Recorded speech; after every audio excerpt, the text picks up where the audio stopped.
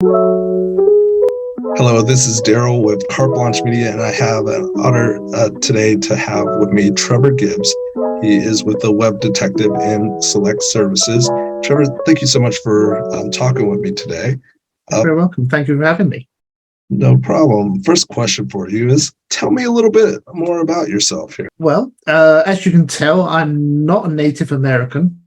And, with my European accent, sometimes I quite openly say I come from the headquarters, but, we were still amicable friends. But now based in America, I have to take the slack back from the other way. It says, well, you don't talk like us locals. So, fair is fair. I originate from England, as you well gathered, been marketing for 20 odd years now, had a variety of corporation jobs from analytics, data, catering, financial services. And a lot of those I've tried to bring together today to actually offer in part of the services that I do today as the web detective. I married a Brazilian 19 years ago, had the chance to move to Brazil, spent like 10 years there before coming to America, came to the US, to Orlando, which is the playground of most Brazilians. I want to live next to a rat and a duck, but, that's what it is. We can't be picky for where we live.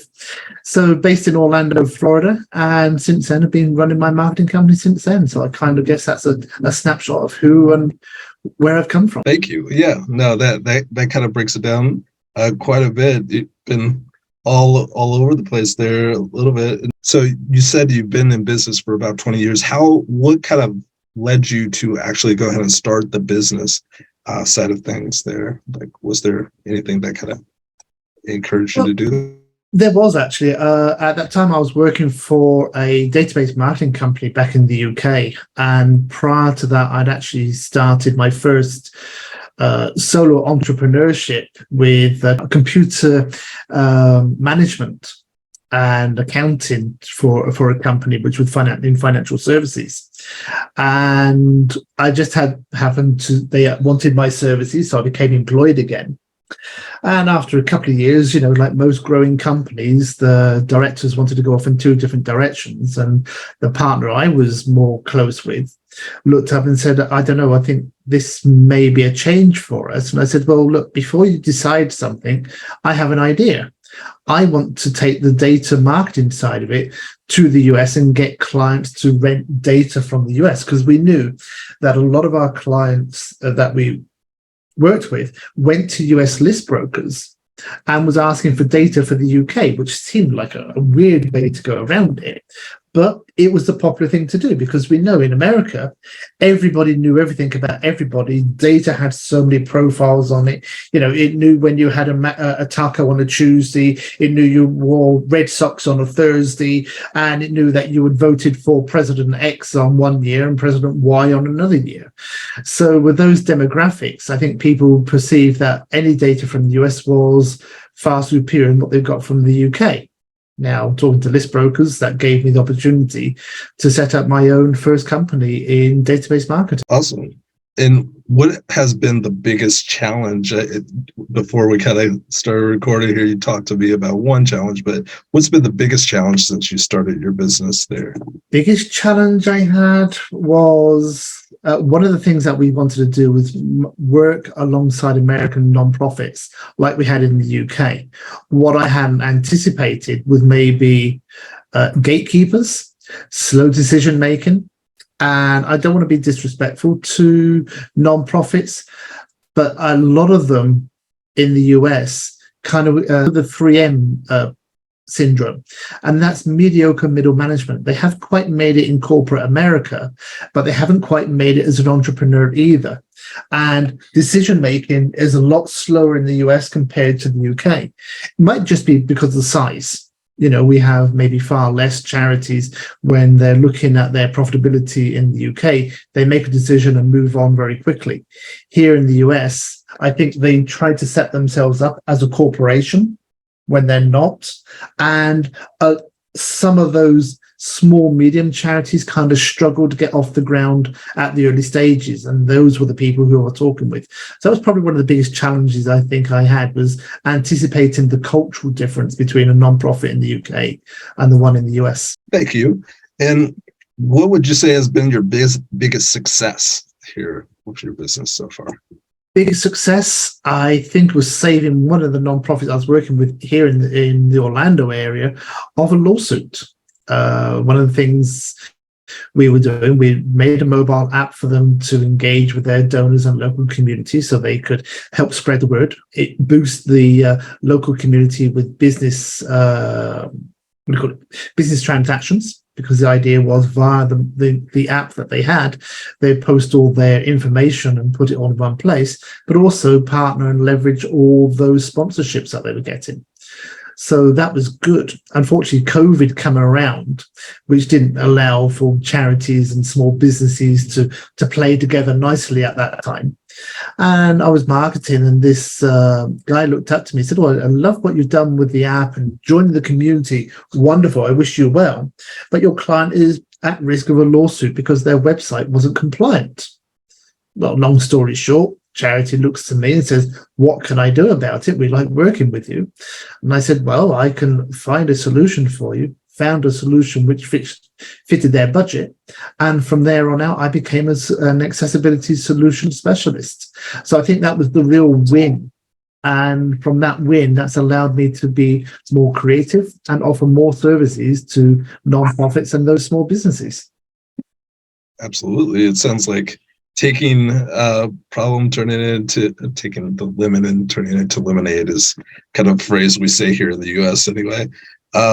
But that being said, what would you say, is there a favorite book or marketing book or business book there that's helped you along the way? Actually, no, I'm not a great reader. I don't follow podcasts or videos. YouTube is a great resource. As it's the second largest search engine around, you can find most of what's been well written summarized. And I'm great at that. But I guess if I wanted to look back and say how and why, I'd probably have to think of my data partner back in the UK, because until I started working with him, I hadn't got the concept or the notions behind marketing. So I guess he was more of a mentor and allow me to progress and show new skills and highlighting from what we call the organic side. We looked at data, we profiled people. So we got to what we call the real data side, the real image that is given by data. Facebook has been now doing this for years, but you've got to remember 20 years ago, this was still a new concept. People hadn't thought about how to use data, how to target people. We were number crunchers back in that day, and we would crunch the numbers and look at commonality. Well, why did X do that on that sort of day? And with the limited data source you have, that was it. So that's probably what I would say got me more inspired. And always listening to him has always been something which has been a bonus to me. So I guess, like you said, there's always a solution on the internet if you need it. You haven't got to read a book about it. Common sense is one of the greatest facets you can use in marketing. Absolutely. So don't really read books, not really into podcasts. You kind of did mention YouTube. Do you have any favorite channels or like any personalities that just kind of stand out that like I appreciate what that person has to say, or not really? It's usually, if you've got a great hook and a great tagline, how to do so-and-so. And if it's relevant for what I'm doing at the moment, I'll listen to them and then I'll research some others, because, we can all listen from the preacher. But if the preacher doesn't tell us enough information, what do? We have to listen to the other preacher. And, I think in one sense, we're all preachers. We all like to educate people. We like to inform people of information. There's a lot of information that is false. Now, it's down to the believer or the receiver of that information to either accept it or enhance upon it. Gotcha. And what's been kind of the most helpful resource or tool for your business in, say, the past year or so? Like, APIs or apps or something, that world very well. Like, is there anything that's kind of been very helpful to you?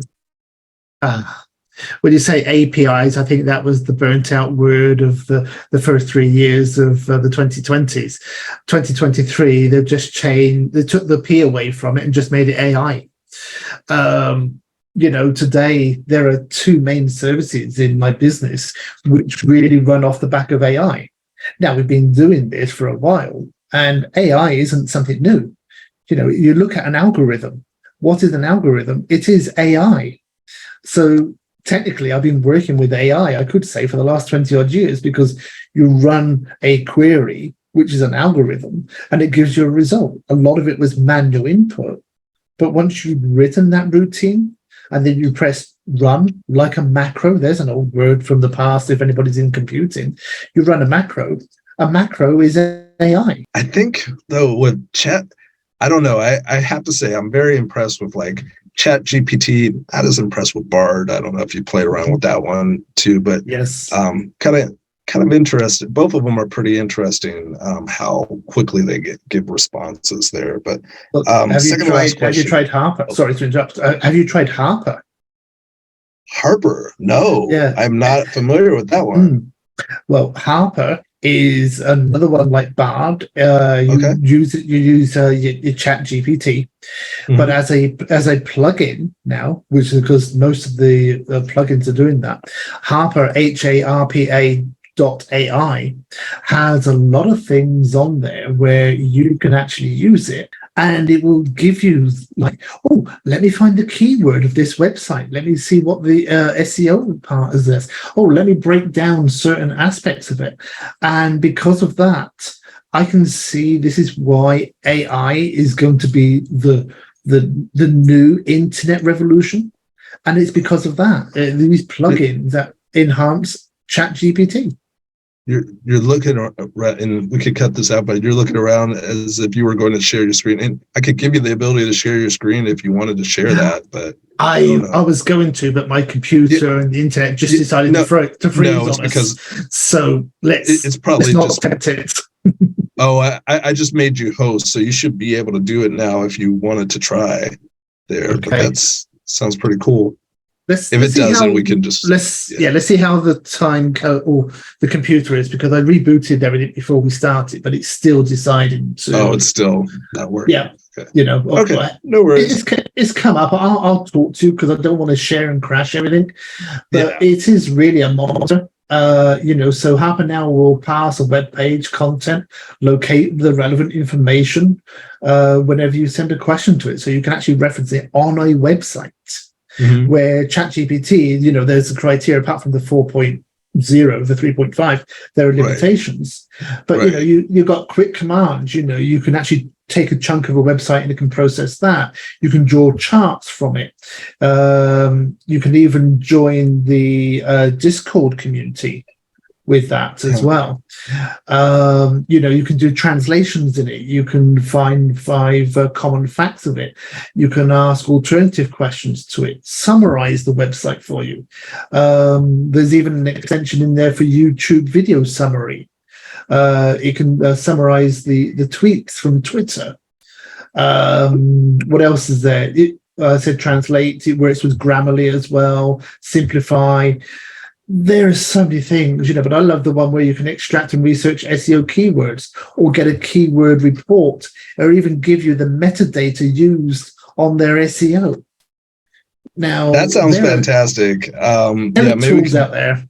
Maybe we could play around with it towards the end here. We are pretty much close to the end here. Second to last question though for you, Trevor, is so you call yourself the web detective. How does that relate to your business right now and the services that you offer? Well, the web detective came around originally, as I mentioned, about the accessibility solutions and having to kind of regroup and look at where can I take marketing in 2021, 2022. I realized that by being the web detective, I could focus on a lot of small businesses, so entrepreneurs, medium-sized businesses, because one of the biggest things that most businesses seem to fail was have a great foundation of their marketing strategy. They all throw social media posts out, but they've got no audience or no target audience to actually grow from. And any great business works on the premise, no matter what you advertise, works on referral basis. So if you need a referral, you've got to build retention up with those people so they have confidence. Once I feel happy to work with Darrell White, what happens? I'm going to Google check you.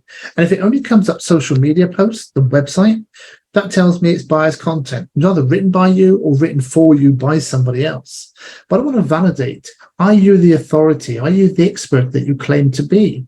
How can I see that you're connected to business sites? Now, LinkedIn can be a great profile for that. But what about Better Business Bureau? What about listings on Bing, Yelp? The other things like Trustpilot, if you have a business that could work under Trustpilot, another great big organization like Alignable, Near Neighbor, those are all great things that you can use. Now, if I can validate you on that, that gives me confidence to click onto your website and actually do business. I help those businesses to cement that foundation so they can go seeking for those clients. But in the meanwhile, make sure you're compliant with things like data privacy. Are you got terms and conditions? Is it accessible to people with disabilities? These are a lot of legal requirements that most small businesses don't venture into, mainly because they don't go and talk to a lawyer first and say, what do I require from a business to start with? And coming from Europe, coming from England, one of the things I did learn very quickly in America, anything you say or anything you do means I can sue you. And I will really take those ambulance chasers, but I will certainly come along and say, hey, if I can help protect your butt, let me help you do that, because I'm going to save you a lot of money in the long term, and it's going to save your reputation. And reputation is key here in America. Absolutely. And with that, how can people get a hold of you, Trevor, if they're trying to look for you online? What's the best way to get a hold of you? Best way, LinkedIn is a great way. Look for the Web Detective. Look for Trevor Gibbs. You'll find both those profiles are set up on Facebook. They're on Alignable. You can find me as Trevor Gibbs. You may even find me under the main company called Select Services, which brings in some of the old businesses that we had for data processing, mobile apps. But either of those names of Trevor Gibbs on LinkedIn, Select Services LLC. But really now today, I focus on the Web Detective, and you should be able to find me. Well, Trevor Gibbs, the Web Detective, thank you so much for taking the time today to speak with me, and I really appreciate it. Have a great rest of your day. Likewise, and I appreciate the opportunity of seeing you again, Darrell. Take care.